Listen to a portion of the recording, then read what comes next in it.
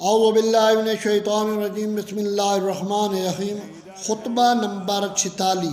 مولا امیر کائنات علی ابن ابی طالب علیہ السلام نے جب شام کے سفر روانہ ہونے کا قصد کیا تو یہ کلمات فرمائے: اے اللہ، میں سفر کی مشقت اور واپسی کے اندوہ اور اہل و مال کی بدحالی کے منظر سے پناہ مانگتا ہوں۔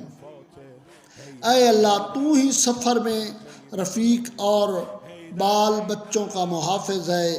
سفر میں حضر کی تیرے علاوہ کوئی یکجا نہیں کر سکتا، کیونکہ جسے پیچھے چھوڑا جائے وہ ساتھی نہیں ہو سکتا، اور جسے ساتھ لیا جائے اسے پیچھے نہیں چھوڑا جا سکتا۔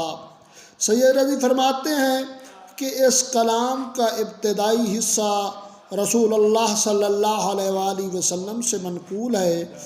امیر المومنین علی ابن ابی طالب علیہ السلام نے اس کے آخر میں بلیغ ترین جملوں کا اضافہ فرما کر اسے نہایت احسن طریق سے مکمل کر دیا، اور وہ اضافہ سفر و حضر کے تیرے علاوہ کوئی یکجا نہیں کر سکتا سے لے کر آخر کلام تک ہے۔